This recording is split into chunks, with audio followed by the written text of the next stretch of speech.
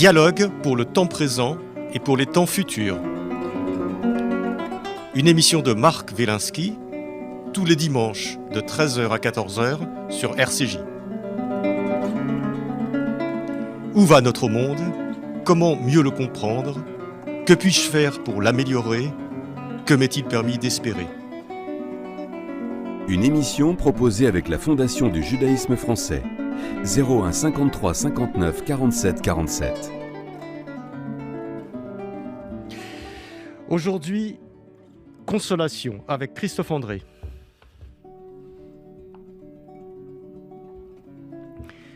J'ai longtemps été aveugle à la consolation. En tant que psychiatre, je me contentais de soigner. En tant qu'auteur, d'expliquer et d'encourager. En tant qu'humain, de réconforter.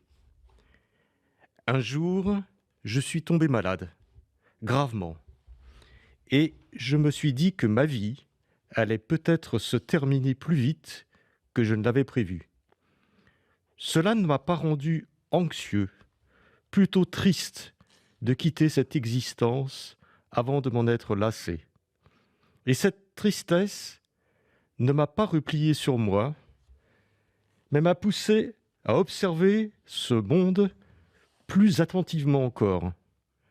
Comme toutes les personnes menacées par la mort, j'ai trouvé que la vie était belle. Et comme beaucoup d'entre elles, j'ai découvert que j'avais un immense besoin de consolation.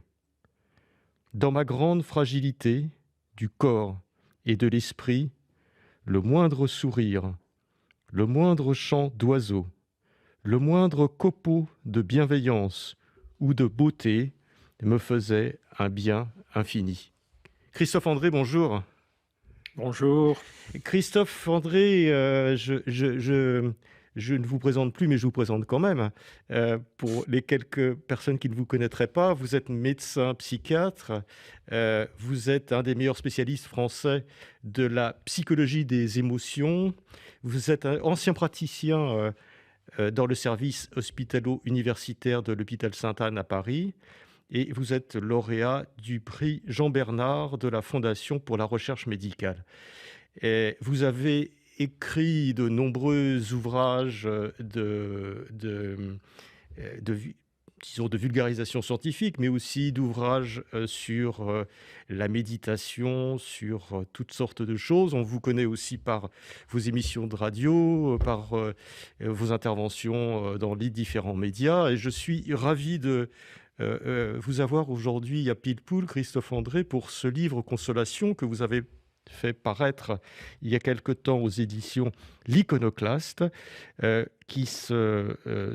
le sous-titre est donc Consolation, celle que l'on reçoit et celle que l'on donne. Un livre absolument magnifique, très émouvant et très personnel, je crois.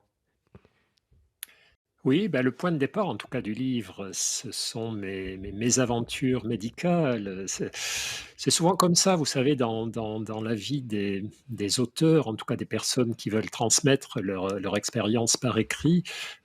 C'est rare qu'on choisisse véritablement un sujet. Le sujet s'impose à nous en général.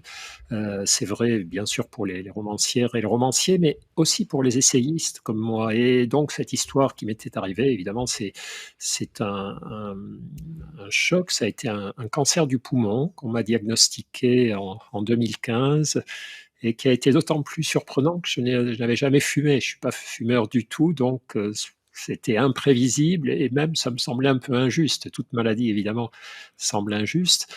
Et là, j'ai changé de monde. Au fond, jusqu'alors, j'étais un soignant, un humain qui avait eu des différents problèmes de santé, mais qui ne mettait pas ma vie en danger. Là, j'ai basculé dans le monde des morituri, comme on disait lors des Jeux du cirque, sous l'Empire romain, ceux qui vont mourir ou ceux qui vont peut-être mourir, ceux qui peuvent mourir, et en tout cas qui réalisent qu'ils sont en danger. Et là, c'était très étrange cet état. Je ne sais pas si c'est C'est pas si simple à expliquer, mais à la fois, quelque chose s'est calmé en moi, de la tentation de toujours travailler plus, vivre de manière trop rapide et puis évidemment, quelque chose s'est levé aussi de l'ordre de la fragilité, de l'hypersensibilité et c'est là que j'ai découvert la consolation. Donc je suis désolé pour ce long préambule, mais comme c'est une histoire personnelle, évidemment, on a Oui, mais toujours envie de raconter. c'est un préambule nécessaire aussi parce que on comprend bien votre démarche et pourquoi est-ce que vous avez envie d'écrire sur ce thème, de la consolation qui est un vieux thème, depuis l'Antiquité. On reviendra sur ces aspects, mais parce que quelque part, vous avez, à l'occasion de cette maladie, peut-être découvert ou redécouvert les vertus de finalement cette attitude assez simple et assez naturelle qu'est la consolation. Et vous dites vous-même que jusqu'à là et pendant une partie de votre carrière de médecin, vous n'étiez pas un athlète de la consolation. C'était pas votre, voilà, votre première qualité peut-être. Je n'y faisais pas assez attention. Effectivement, évidemment, comme médecin et puis aussi comme humain hein, de notre époque, j'étais beaucoup plus tourné vers l'efficacité. Comme médecin, moi, il me semblait que mon devoir était de guérir mes patients par tout un tas d'efforts, de traitements médicamenteux, psychothérapiques, etc. Mais pas de les consoler, parce que la consolation, finalement, elle a ceci de beau et de désespérant, c'est qu'elle n'est pas une solution. Lorsque je console quelqu'un, c'est en général parce que je ne peux pas changer le mal qui l'afflige. Si je console une personne endeuillée, je ne peux pas ressusciter le mort. Si je console un ami qui vient d'être quitté par son conjoint, ben, je ne peux pas faire revenir le conjoint, etc., etc. Donc, dans la consolation, il y a à la fois une reconnaissance de notre impuissance. Et donc, ben, comme tous les humains, je n'aime pas les situations où je me sens impuissant à agir. Et encore moins comme médecin, je détestais ça, bien sûr, les moments où je ne savais pas trop quoi faire. Et du coup, j'ai délaissé la consolation. Je savais bien que ça existait et en gros qu'il fallait être bienveillant, gentil, affectueux avec les gens dans la souffrance, mais ça n'allait pas plus loin. Je n'avais jamais pris le temps de réfléchir à l'importance que ça pouvait avoir, non pas forcément d'ailleurs à la place de la recherche des solutions, de la recherche d'aide concrète, mais à côté d'eux. Et ça, on s'en aperçoit quand on est malade, en tout cas dans le couloir des maladies graves, hein, dans ce cheminement des maladies graves, potentiellement mortelles. On voit bien qu'on a besoin de 2 choses. On a besoin des meilleurs soins possibles, ça c'est clair, mais on a besoin aussi, d'être, consolé, c'est-à-dire d'avoir des sourires, des mains qui se tendent, des présences qui n'apportent rien au parcours de soins, mais qui nous aident à mieux le traverser. Et la consolation, c'est une des plus belles façons de la qualifier, m'est venue, j'ai beaucoup lu évidemment, j'ai beaucoup parlé, j'ai beaucoup lu, j'ai beaucoup réfléchi sur ce thème et j'ai lu, un ami philosophe qui s'appelle André Comte-Sponville et qui disait ceci, il disait: «La consolation, elle est toujours nécessaire et toujours insuffisante». Toujours nécessaire parce qu'on ne peut pas laisser les gens dans la peine, dans le chagrin, dans la détresse, dans le deuil seuls, il faut être là, et toujours insuffisante parce que, ce n'est pas une réparation et notre présence ne réparera pas le réel. Elle est juste tournée vers la personne pour l'aider à ne pas souffrir seule. Mmh. Oui et ça, c'est quelque chose qu'on découvre, ou qu'on redécouvre, je ne sais pas, en lisant votre livre. C'est cet espace de toute la relation avec une personne en souffrance, parce qu'en deuil, parce que dépressive, parce que, souffrant d'une maladie et tout cet espace qui est, une aide qu'on peut lui apporter sans c'est une aide sans solution et ça, on redécouvre en se disant: «Oui, effectivement», parce que notre tendance naturelle, peut-être, lorsqu'on voit une personne qui souffre, c'est d'essayer de l'aider, ce qui est tout à fait normal et d'essayer de trouver une solution, à son problème. Or, Mmh. on n'a pas toujours de solution, mais Et c'est la grande leçon de votre livre, même si on n'a pas de solution, ça ne veut pas dire qu'on est impuissant, ça ne veut pas dire qu'on n'a pas d'impact sur cette personne. Absolument, absolument. Moi, ça a été longtemps un de mes défauts, par exemple, lorsque des proches étaient en détresse, avaient du chagrin, étaient en difficulté, ça me stressait beaucoup. Non seulement de les voir souffrir, mais de ne pas avoir de solution à leur apporter et du coup, je négligeais la consolation. Au lieu de commencer par les réconforter et puis de me dire: «Bon, calme-toi et vois s'il y a des solutions ou non et dans ce cas, tu continueras d'être à leur côté, mais sans pouvoir solutionner». Je me crispais sur la recherche de solutions, je me stressais et c'était bien sûr une erreur, mais je crois que nous sommes nombreux à commettre cette erreur. Quand j'ai écrit ce livre, j'ai beaucoup questionné autour de moi, et je me suis aperçu que la plupart des gens étaient très embarrassés avec la consolation, que la plupart des gens avaient peur de mal faire en s'approchant des endeuillés, en s'approchant des personnes malades, en s'approchant des personnes blessées par la vie. Elles avaient peur de ne pas savoir quoi dire ou de dire des choses qui pouvaient peut-être faire encore plus de mal et au fond, oui, moi, je pensais être parti pour écrire un petit livre, un tout petit essai, assez bref, assez ramassé sur une expérience et un peu de concept autour de la consolation et je me suis aperçu en fait que ça traversait toute la vie humaine, toutes les vies humaines, de la naissance à la mort, parce que il y a ces 2 clichés, vous savez, sur la consolation. Il y a quand on parle de consolation, ce mot consolation fait naître instantanément, la plupart du temps, 2 images. La première image, c'est celle des petits enfants qu'on console d'un petit chagrin. Voilà, ils ont du chagrin, quelque chose s'est mal passé, donc on les console et ça va, tout ira bien ensuite. Donc la consolation bénigne, légère, banale, mais nécessaire.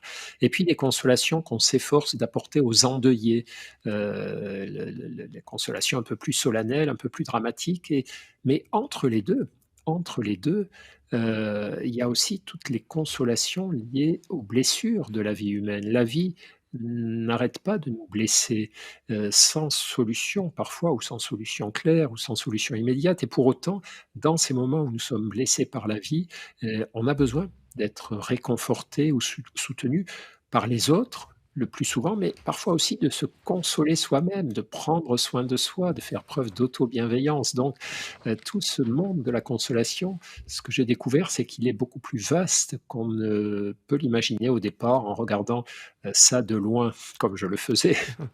Et dans cette façon de regarder la consolation, il y a quelque chose qui est vous retrouvez en fait, une vieille, réflexion, depuis la nuit des temps qui est un peu la justice et l'injustice parce que, bah, vous en parliez en introduction, vous avez, souffert d'un cancer du poumon, alors vous n'étiez pas fumeur et vous avez eu le réflexe quand même de dire: «Mais c'est injuste».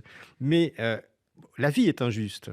C'est à la base de votre réflexion, il y a l'acceptation, tranquille, je dois dire, et très émouvante, que la vie est injuste. Oui, la vie est injuste, la vie est tragique, et vaut mieux l'accepter. Alors, ce mot acceptation, il est explosif, hein, ça c'est chaque fois que je le prononce, je je précise tout de suite après, de quelle manière je l'entends. L'acceptation, c'est pas la soumission au réel, c'est pas la résignation face au réel, c'est la reconnaissance que ce réel est là, que ce réel existe. Accepter, c'est pas dire: «C'est bien» ou «Il y a rien à faire», c'est dire: «C'est comme ça. Pour l'instant, la réalité est telle qu'elle est là devant mes yeux. Et c'est pas la réalité que je souhaiterais, mais c'est la réalité qui s'impose à moi». Donc plutôt que de me, alors c'est même pas plutôt que de me révolter, mais plutôt que de m'agiter, de m'énerver, de perdre du temps dans des vaines colères ou des vaines gesticulations, c'est plutôt me dire: «OK, voilà, les choses sont comme ça. Qu'est-ce que je peux faire pour agir efficacement, pour transformer la situation ou pour survivre à cette situation?» Et l'acceptation, c'est ce temps de reconnaissance de tout ce qui ne va pas, de tout ce qui nous blesse, de tout ce qui est injuste et ça ne manque pas dans nos vies et sur cette terre, pour mieux agir, pour mieux, préserver nos énergies, non pas dans la déperdition de passion triste, mais en garder le meilleur. Accepter, ça ne veut pas dire renoncer à la colère ou renoncer à la tristesse, mais c'est en garder la meilleure part, faire ce nettoyage, parce qu'une colère qui ne regarde pas les réalités telles qu'elles sont, c'est une colère qui va nous amener dans le mur.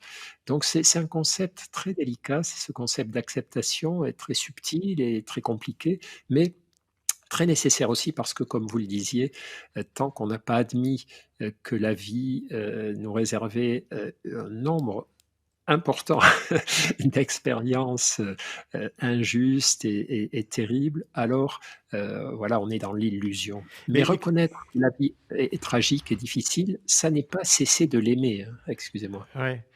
Christophe André, oui, mais quand vous dites, là, je rebondis un petit peu, parce que quand vous dites, oui, lorsque je suis en situation, je vis un deuil, une personne qui vient de mourir, ou alors un gros choc émotionnel au niveau activité professionnelle, émotionnelle, lorsque son compagnon ou sa compagne nous quitte, ou enfin, vous parlez de tous ces grands chocs de l'existence.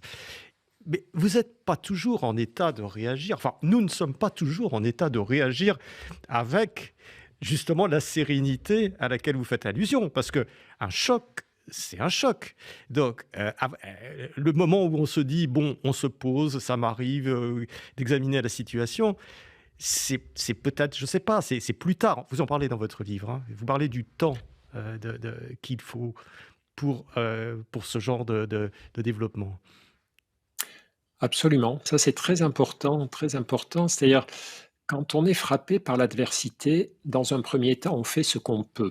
On fait ce qu'on peut et comme vous le disiez, la plupart du temps, le chagrin, la colère, la détresse nous submergent et là, d'une part, nous, on est désorientés, on est paumés et c'est voilà, on va pas pouvoir, faire des opérations mentales d'apaisement ou de discernement bien élaborées et d'autre part, les gens qui viennent nous consoler doivent également savoir ça et cette période de détresse, de désorientation, lorsque nous venons d'être frappés par l'adversité, c'est une période où il est inutile de vouloir consoler par des conseils, par des propositions, par des comparaisons. C'est l'erreur la plus fréquente qu'on commet en matière de consolation, c'est qu'au début, quand on s'approche de quelqu'un qui souffre, c'est pas de conseils qu'il a besoin, c'est pas de recadrage sur ce qu'est vraiment la vie, et cetera. C'est de présence et d'affection, de choses très simples. On n'a pas forcément besoin de rentrer dans des grands discours sur ce qui se passe, mais lui rappeler qu'on est là, qu'on est prêt à l'aider et qu'on peut déjà commencer à l'aider avec des choses simples, aller marcher ensemble, faire des courses ou des démarches administratives ensemble si ça lui pèse et cetera.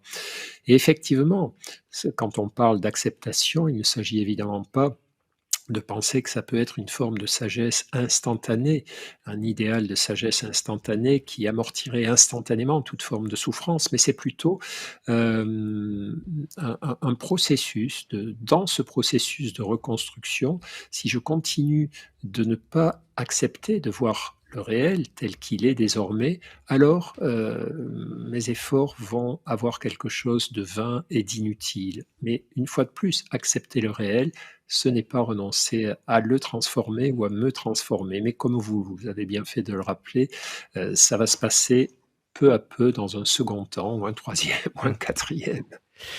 Et vous décrivez bien d'ailleurs Christophe André, hein, je rappelle dans ce livre qui s'appelle Consolation, aux éditions Iconoclaste, vous mettez, ce qui est très, très intéressant, c'est que vous parlez évidemment de la sidération de la personne qui subit un malheur, qui apprend une très mauvaise nouvelle ou qui vit un deuil, mais vous parlez aussi de la sidération qui n'est pas moindre de son entourage Mmh. et du fait que on est désemparé et ce livre donne des clés très très simples pour savoir comment agir effectivement sur soi lorsqu'on a ce genre de situation, ce qui est quand même très très compliqué, mais ce qui est peut-être plus facile, et ça vous donnez quelques clés intéressantes, d'agir sur la personne endeuillée lorsqu'on fait partie de son entourage et qu'on a envie de l'aider. Oui, oui, oui, ben, on retombe toujours, avec ces histoires de consolation sur le problème du que faire. on voit quelqu'un qui souffre et si on n'est pas un tout petit peu si on n'a pas des repères très simples, on risque d'être nous-mêmes pétrifiés par cette souffrance, hein. Lorsque vous voyez un proche très malheureux ou qui a très mal à cause d'une maladie, le 1er risque est le risque de l'empathie, d'une espèce de détresse empathique, hein, ça a été décrit, où si l'autre a mal, vous avez mal aussi et vous vous affolez finalement. On a ça parfois avec certains parents par rapport à des blessures ou des accidents survenant à leurs enfants. Donc, ces repères dont vous parlez, moi, ça m'a beaucoup frappé. C'est ce qu'on évoquait tout à l'heure, c'est en 2 temps. Le premier temps, c'est un temps presque animal. La consolation, au début, a quelque chose de biologique, d'animal. On a beaucoup d'études montrant que toucher quelqu'un qui est en train de souffrir, diminue, sa souffrance. En tout cas, si vous êtes un proche, on a des des études étonnantes. On met des gens dans des machines, des IRM, fonctionnelles, c'est-à-dire des machines qui mesurent un peu l'activité des différentes zones de votre cerveau et on leur provoque une petite souffrance. On leur applique des petits tubes à essai remplis d'eau chaude à 40 ou 50 degrés sur la petite peau là, à l'intérieur du poignet, qui est une peau très sensible. Donc, ça les brûle, sans les blesser, mais ça les brûle. Et donc, on voit dans leur cerveau les zones associées au circuit de la douleur, de la détresse émotionnelle qui s'allument, qui se mettent à consommer plus d'oxygène, c'est normal. Et ce qu'on montre, c'est que si leur conjoint est là et leur prend la main alors qu'ils sont dans la machine, non seulement ils ont un peu moins mal subjectivement, mais aussi l'activation des zones cérébrales de la douleur a tendance à diminuer. Et on a beaucoup d'études comme ça montrant, par exemple, le rôle simple du toucher et de la présence. On n'a rien dit, on n'a pas donné de conseils, de toute façon il n'y a rien à dire, enfin il n'y a rien à faire en particulier, mais on a juste touché. Et donc au début, c'est ça, la consolation, c'est être là plutôt qu'être absent, parce qu'il y a des gens aussi qui s'écartent des personnes qui souffrent parce qu'ils ont peur, ils sont affolés, hein. Beaucoup d'endeuillés disent qu'ils ont l'impression d'être devenus des pestiférés, que leur deuil fait peur, hein. Les parents qui ont perdu un enfant, parfois ils voient des personnes ne pas se Oui, c'est ça, on a manifester. envie de s'écarter du malheur, c'est une réaction, je dirais presque naturelle. C'est un réflexe naturel. On a envie de s'écarter du malheur parce que d'une part, le malheur nous fait mal à nous aussi, le malheur de nos frères et sœurs humains nous fait mal, et d'autre part parce qu'on a peur de l'aggraver. Il y a un beau livre de Delphine Orviller qui s'appelle «Vivre après nos morts», où elle parle un petit peu de son expérience de rabbine auprès des endeuillés, et à un moment, il y a un passage, je me souviens plus comment ça arrive, mais où elle dit: «Mais vous savez, vous êtes endeuillés, beh, préparez-vous à voir votre peine aggravée par des consolations maladroites». Enfin, elle dit ça, différemment, plus joliment, mais elle insiste beaucoup sur le fait que non seulement on est endeuillé, mais en plus les paroles des autres vont nous blesser. Moi, je pense que le risque le plus important avec la consolation, c'est pas la maladresse, c'est l'absence de consolation, c'est l'absence de présence. Je pense que c'est, important d'être là et de savoir que les mots seront forcément insuffisants et que, dans les premiers temps, c'est la présence qui va compter. C'est des choses très simples, des actes très simples, plus que nos paroles.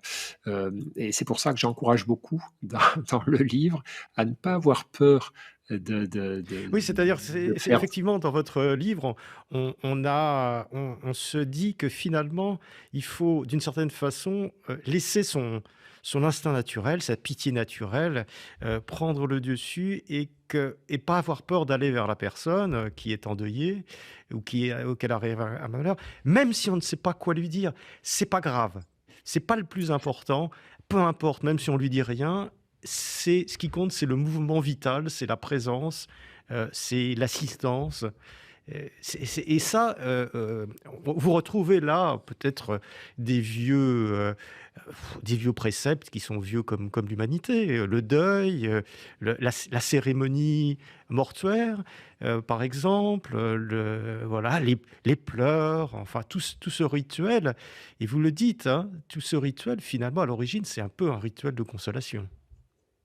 Oui, oui, oui. Les religions elles-mêmes, hein, on peut penser un de leurs fondements ça aura été le besoin de se consoler, mais c'est vrai que c'est très frappant cette histoire. Beaucoup d'historiens, de préhistoriens ont tendance à penser que le début des civilisations humaines, le début des cultures humaines, c'est, l'ensevelissement des morts, le rituel, d'accompagnement des morts et donc on met des petites fleurs, des petits objets, des petits voilà, on ne laisse pas les corps se décomposer, mais on les enterre, notamment selon un rituel. Mais je crois aussi qu'il y a, et ça c'est plus compliqué à retrouver, puisque les corps enterrés avec des objets, ça on les retrouve. Mais je crois qu'aussi la deuxième caractéristique dans l'émergence de ce qu'est une culture humaine, c'est que on ne laisse pas les gens enterrer leurs morts tout seuls. C'est-à-dire que le groupe, la tribu, à mon avis, et je ne suis pas historien ni préhistorien, mais se réunissait autour des parents endeuillés, des conjoints endeuillés, et cetera, et faisait bloc autour de la personne dans la souffrance. On retrouve ça autour de certaines observations d'éthologues auprès des animaux. Et on a des animaux qui, très manifestement, comprennent ce qu'est la mort d'un de leurs membres, d'un des membres de leur troupeau, et vont d'une certaine façon rendre hommage, se recueillent autour du corps, mais ne le font pas seuls, arrivent en groupe. J'ai un ami récemment à qui je parlais de tout ça, qui habite dans le Perche et qui me racontait qu'un jour, une vache du paysan de la ferme voisine de chez lui était décédée et qu'il avait vu une scène incroyable de toutes les vaches venant se réunir autour du corps à plusieurs reprises, venant le matin, puis repartant brouter, puis le soir se réunissant à nouveau. Une espèce de truc mystérieux qui ressemblait un petit peu à une consolation de groupe. Enfin voilà, là, c'est des interprétations un peu lointaines, mais en tout Oui, cas, mais vous c'est avez bien la raison de preuve souligner que que c'est en deçà, d'une certaine façon, du langage, oui. en deçà de la raison, que c'est un mouvement naturel. D'ailleurs, vous dites bien que les enfants, sont très sensibles à ce genre et vont peut-être spontanément aller prendre la main d'une personne, alors qu'elles ne comprennent même pas, à la limite, ce qui lui arrive. Oui, les enfants perçoivent le chagrin, la détresse d'autrui et notamment la détresse des autres enfants qui, pour eux, est très claire à décoder. Mais ils ont du mal parfois avec les chagrins des adultes parce que les adultes masquent ou leur chagrin, enfin, l'expriment différemment. Mais lorsqu'un enfant voit un autre petit enfant pleurer, il essaie de faire quelque chose. Il essaie de s'appro Alors au début, il essaie de trouver des solutions. Il lui donne un jouet ou il lui amène sa mère, sa mère à lui, pour qu'elle tente de consoler l'autre enfant. Mais souvent, effectivement, il s'approche, il essaie certains essaient de faire des câlins. Et Ouais. donc ce mouvement de la consolation, cette sensibilité, empathique à la détresse d'autrui qui aboutit à ce mouvement de consolation, effectivement comme s'il était pré-câblé dans notre cerveau. Et d'ailleurs, les éthologues, encore eux, considèrent que les espèces consolatrices, vous savez, il y a des espèces d'animaux qui se consolent entre eux, notamment chez les grands singes, mais pas que, chez certains, mammifères, hein, les éléphants, peut-être certains troupeaux de vaches ou de moutons. Moi, j'avais vu une scène comme ça chez des moutons. Il y a des espèces qui consolent, les animaux en détresse. Soit les mâles qui ont perdu un combat contre un autre mâle, les animaux à ce moment-là, singes, éléphants, moutons, s'approchent de l'animal vaincu comme pour le réconforter. Chez les singes, c'est très net, ils lui font des câlins, ils l'épouillent, donc là on voit que c'est du réconfort. Chez les autres mammifères, c'est moins net. Alors qu'il y a des espèces où ils s'approchent aussi des mères endeuillées. Les mamans qui perdent un petit sont consolées par les autres membres du groupe, font l'objet d'attentions un peu plus fortes que d'habitude.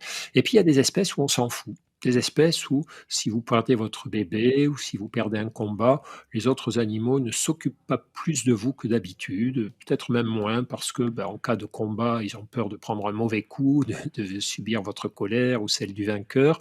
En cas de deuil, ils ont peut-être peur que voilà, ça leur porte malheur ou même pas. Ils sentent que l'animal est moins en forme que d'habitude, donc ils s'en écartent au cas où il serait malade. Donc ces espèces consolatrices sont, comme par hasard, les espèces les plus évoluées, les plus adaptées à leur environnement. Donc les éthologues considèrent que c'est une force pour une espèce animale, et l'humain est une espèce animale d'une certaine façon, que de prendre soin de ses membres transitoirement affaiblis, ne pas les laisser sur le bord du chemin. Oui. Oui, parce que la vie, finalement est faite de souffrance et de deuil. Vous disiez même à vos étudiants, en préambule ou en introduction de vos cours, la vie, c'est simple, on naît, on souffre, on vieillit, on meurt. Voilà, et vous les laissiez méditer sur là-dessus. Effectivement, Ouais. c'est une vision, qui n'est pas fausse, qui n'est pas particulièrement réjouissante de l'existence. C'est une vision juste, c'est une Oui, vision tout à fait. partielle mais juste. Vivre, c'est souffrir, vieillir et mourir donc effectivement, j'avais l'habitude de commencer comme ça. Alors c'était pas n'importe quel cours, hein, c'était les cours sur la psychologie positive. C'est-à-dire ces cours où on enseigne aux étudiants l'importance au fond du bonheur, du bien-être et ce que je voulais en faisant cela, c'est leur rappeler que le bonheur, c'est pas un luxe, mais c'est une nécessité. Hein, c'est Paul Claudel qui écrivait: «Le bonheur n'est pas le but, mais le moyen de la vie». Autrement dit, si on n'éprouve pas régulièrement des moments, où notre vie est agréable, où notre vie a du sens, on n'est pas équipé ensuite pour faire face à l'adversité. Naître, donc c'est enfin vivre, c'est souffrir, vieillir, mourir, donc ça c'est vrai, c'est irréfutable, mais heureusement ce n'est pas que ça. Et ce n'est pas que ça parce que entre les moments de souffrance, pendant le processus de vieillissement et avant la mort, normalement, la plupart d'entre nous pouvons aussi, savourer des instants heureux, des instants de bonheur, sauf circonstances extrêmes. Il y a bien sûr des vies très dramatiques du début à la fin, mais pour la plupart des humains, ce qui fait qu'ils tiennent le coup par rapport au mauvais côté de l'existence, c'est les moments de bonheur, pas seulement d'ailleurs les bonheurs isolés, mais bien sûr, plus fort encore, les bonheurs partagés et c'est ça un peu que je voulais dire à chaque fois que je prononçais cette formule, c'est prenez le bonheur au sérieux, prenez l'amour au sérieux, prenez la consolation au sérieux parce que si on n'a pas tout ça, alors la vie vraiment ne vaut pas la peine. On n'aura pas le carburant pour affronter tous les chaos, toutes les difficultés du chemin.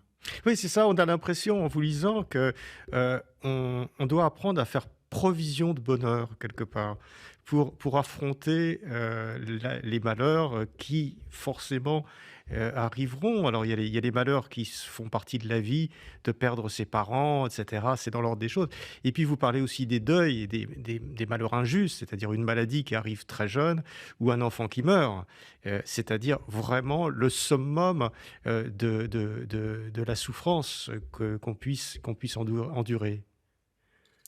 Oui, oui, le summum de la souffrance et puis le summum aussi de la perte de sens. Au fond, quand je perds un enfant, c'est tout l'ordre du monde qui s'effondre, toute la une vision du monde basée sur la logique, la justice qui se casse la figure et c'est sans doute l'épreuve la plus difficile et c'est pour ça d'ailleurs que je parle pas mal des parents, q endeuillés, des parents qui ont perdu un enfant. C'est étrange d'ailleurs comment, dans notre langue, en français, je crois dans beaucoup de langues, européennes en tout cas que je connais, il n'y a pas de mot pour désigner les parents qui ont perdu un enfant. Alors qu'il y a un mot pour les enfants qui perdent un de leurs parents, c'est Ouais, orphelin. c'est vrai. Mmh. Ouais, chez nous, dans les langues en tout cas occidentales, il n'y a pas de mot alors que, c'est une condition qui reste à vie ensuite. Les parents qui ont perdu un enfant disent tous la même chose. Ils disent: «Au début, j'ai ressenti que je serais inconsolable et après même quand, j'ai recommencé à m'autoriser à vivre, à être heureux, une part de moi est morte avec mon enfant et une part de moi est restée à tout jamais inconsolable» et c'est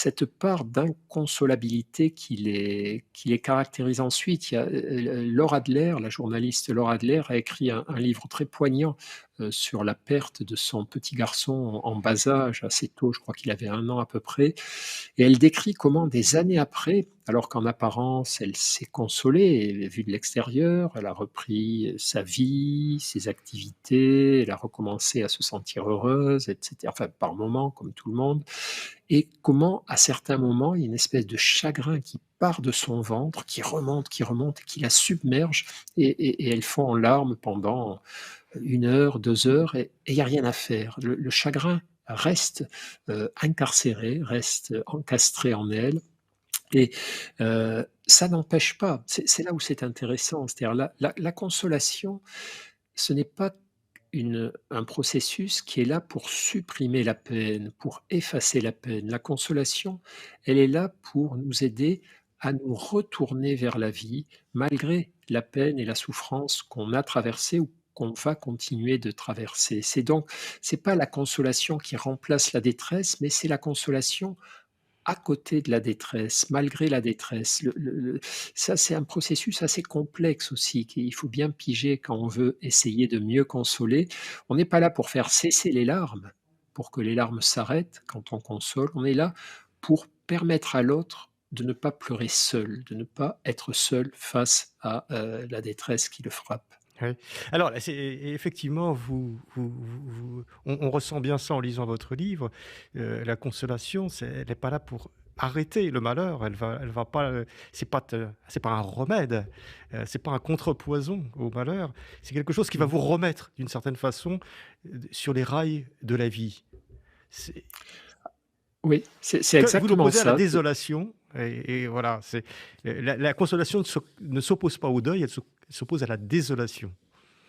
Absolument. La désolation, comme toutes les grandes souffrances, nous rétracte sur nous-mêmes. Quand je souffre beaucoup, si j'ai très mal aux dents, si j'ai un chagrin d'amour, un grand deuil, le monde ne m'intéresse plus. Plus rien ne m'intéresse. Qu'il fasse soleil, que j'ai d'autres enfants en vie, que j'ai des amis, cela ne je j'arrive pas à porter mon attention sur ça. Toute mon attention est captée par le chagrin, la tristesse, la détresse, le pessimisme, la perte d'horizon, le sentiment qu'il n'y a pas d'avenir, que plus rien de bon ne pourra m'arriver, et c'est ce repli sur nous-mêmes que la consolation s'efforce tout doucement, progressivement, sans brutalité, de bouger, de fissurer. Donc quand on console, on essaie tout doucement d'apporter, à côté du gros tas de malheur qui écrase la personne, des tout petits bouts de bonheur, de légèreté,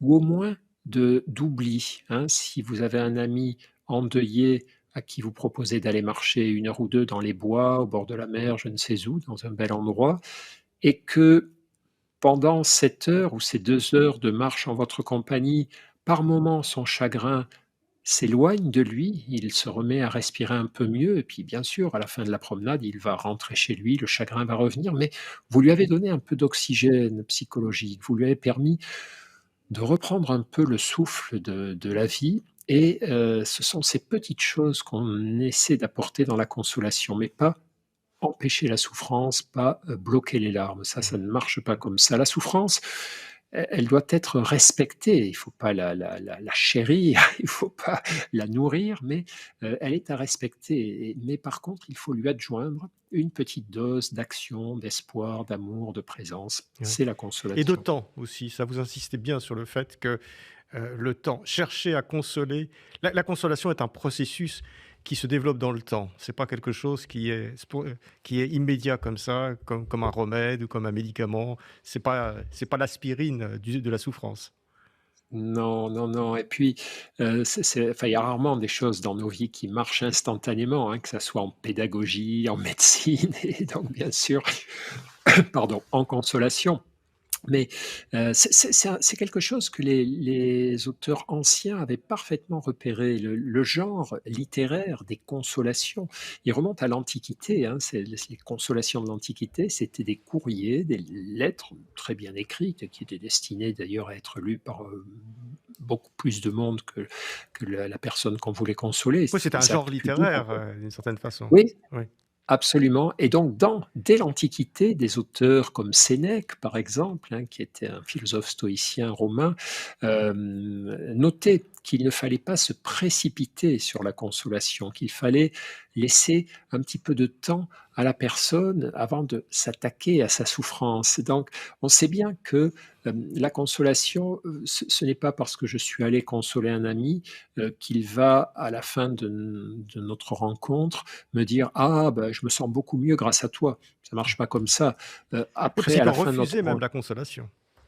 alors voilà, parfois il la refuse, mais je veux dire même une consolation, un moment qui s'est bien passé, ne lui donne pas le sentiment qu'il est guéri, qu'il est remis. Mais par contre, ça lui aura fait du bien.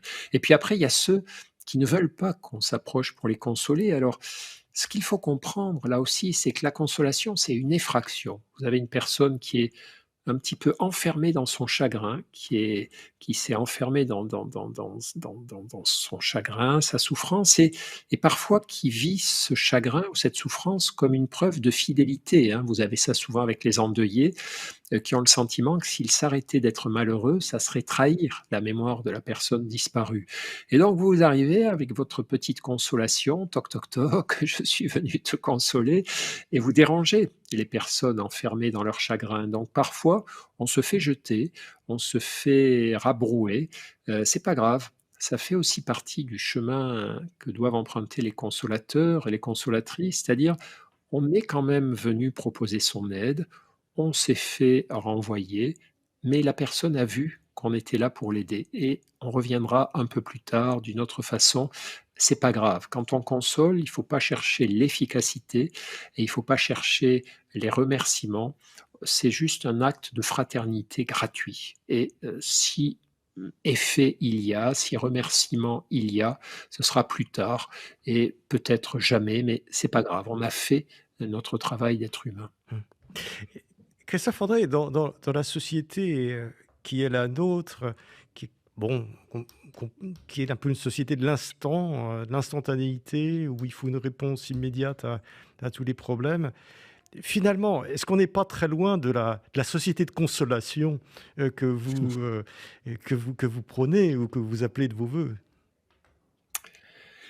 Je crois qu'on en est loin pour plein de raisons. Il y a plein d'écueils. Il y a d'abord, effectivement, qu'on est dans une société de l'apparence et de la performance, où alors on a d'un côté la tendance à s'afficher dans le succès, hein, c'est le problème des réseaux sociaux, même si c'est un peu en train de changer aujourd'hui, heureusement, mais où pendant longtemps, finalement, le but, c'était de montrer aux autres comme on était heureux, comme on allait bien, et cetera. Donc évidemment, pas question d'afficher sa peine, ses faiblesses, et cetera. Et puis on est par certains aspects aussi dans une société de la plainte, de la victimisation où notre souffrance parfois nous donne envie de bénéficier de certains avantages, d'une certaine reconnaissance sociale et ça non plus, ça n'est pas très consolation. C'est pas ça l'esprit de la consolation. L'esprit de la consolation, c'est de renoncer à la performance, hein, aux apparences. On accepte de montrer son chagrin, on accepte que transitoirement on est impuissant, incapable de changer le réel à cet instant. Mais c'est aussi, un moment où on ne veut pas d'avantages particuliers. On veut juste, enfin on voudrait juste mourir. Nos amis qui nous consolent voudraient juste qu'on tienne le coup jusqu'à ce que l'envie de vivre, revienne. Mais, c'est très différent de la plainte et parfois les consolations sont mal reçues par certaines personnes, alors là, c'est plus rare évidemment, mais ça existe, qui veulent juste qu'on les admire dans la souffrance. Les gens qu'on appelle les narcissiques, les gens qui s'aiment beaucoup, qui sont persuadés d'être des personnes exceptionnelles, lorsqu'ils souffrent, lorsqu'ils sont malheureux, ils veulent pas qu'on les console, mais ils veulent qu'on dise: «Ah là là, quel cran il a, comme il est merveilleux, il affronte l'adversité» et ils veulent juste pouvoir se plaindre et susciter de l'admiration par la somme d'adversité qu'ils reçoivent. Donc là, nos consolations, vont être mal reçues. Consoler, c'est au fond, rappeler à l'autre qu'on est tous, exposés à la souffrance, que la souffrance doit nous rapprocher au lieu de nous écarter les uns des autres, mais que la souffrance est banale, que la souffrance est normale. Enfin, en tout cas, certaines souffrances, les souffrances du quotidien. Après, il y a des souffrances historiques exceptionnelles et dramatiques et scandaleuses, bien sûr, mais La consolation, nécessite de l'humilité, en gros, et nécessite de renoncer au faux Dieu, que chérit notre société, le manteau de pouvoir, les hochets de puissance, de prestige, d'image, d'apparence, et cetera. Vous dites, Christophe André, dans ce livre Consolation, aussi que la consolation peut venir effectivement de nos proches, peut venir d'autres humains, même de gens qui ne nous connaissent pas du tout, puisque vous parlez de cette façon très émouvante qu'une jeune personne de la Croix-Rouge s'était mis à consoler de façon physique une victime d'un naufrage suite à des immigrations clandestines. Vous en parlez de façon... Donc finalement, c'est un processus assez naturel. On peut aller vers les gens et les consoler en retrouvant des gestes ancestraux ou innés. Mais il n'y a pas que les humains qui peuvent nous consoler. Ça, vous le dites bien dans votre livre, et c'est une ouverture, je trouve, tout à fait passionnante. D'autres choses, les animaux peuvent nous consoler, la nature peut nous consoler. Oui, oui, oui, ça c'est tout. Alors ça aussi, je me suis aperçu, en menant mes discussions, mes entretiens, en écoutant, en lisant, que, ça c'est ce que j'ai regroupé dans une partie importante du livre que j'ai appelé les autoconsolations. C'est-à-dire, la consolation pure, c'est quelqu'un qui vient dans l'intention de vous consoler, d'alléger un peu votre souffrance, et cetera. Après, il y a des consolations, qui ne sont pas pensées pour nous consoler, mais qui nous consolent. Il y a des situations, qui ne sont pas pensées pour nous faire du bien, mais qui nous font du bien. Et par exemple, effectivement, beaucoup de personnes sont consolées par la nature. Aller marcher dans un lieu naturel qu'on aime bien, au milieu des arbres, en bord de mer, dans la montagne, dans la campagne, s'occuper de son jardin, regarder des insectes butinés, un massif de lavande ou de fleurs quelconques, eh bien, ça a quelque chose de réconfortant et peu à peu de consolant. Ça nous remet dans un univers plus vaste que nous, ça nous désincarcère de notre souffrance. Les animaux aussi peuvent jouer un rôle consolateur important, simplement en les voyant vivre, en voyant leur joie de vivre pour les chiens, en voyant leur flegme pour les chats, etc. Et beaucoup de propriétaires d'animaux racontent à quel point leurs animaux de compagnie les consolent. L'art peut nous consoler, la musique, les tableaux, les lectures, évidemment. Donc tout ça, ce sont des choses qui ne sont pas pensées pour nous, qui ne sont pas faites sur mesure pour notre chagrin à nous à ce moment, mais qui vont avoir aussi un effet consolateur. La vie, pour peu qu'on s'ouvre à elle, pour peu qu'on tourne notre regard vers ce qu'elle a de beau et de bon, la vie a aussi un rôle consolateur très très grand et peut-être majeur en réalité. Nous avons besoin d'être consolés par les autres pour ne pas nous sentir seuls face à la souffrance. Ça, c'est la pire expérience, hein, l'expérience de l'abandon. Mais ce qui va peut-être sur la durée, sur ce processus dont vous parliez, sur la durée, nous faire le plus de bien de manière régulière et accessible, toujours disponible, ce sont toutes ces situations qui n'ont pas été pensées pour nous consoler, mais qui vont nous faire du bien. Christophe André, merci beaucoup d'être venu nous parler de la consolation, des consolations, puisque votre Merci à vous. livre, c'est Consolation au pluriel, celle que l'on reçoit et celle que l'on donne aux éditions L'Iconoclaste. Je renvoie donc tous nos auditeurs et nos spectateurs à ce livre tout à fait splendide qui ouvre des perspectives qui nous paraissent naturelles et qu'on a peut-être parfois oubliées. Merci Christophe André. Merci à vous. C'était Pile Poule, une émission de Marc Wielinski que vous pouvez retrouver en podcast sur le site de Radio RCJ et sur les différentes plateformes, ainsi que sur YouTube. À dimanche prochain, 13h. Une émission proposée avec la Fondation du judaïsme français, 01 53 59 47 47.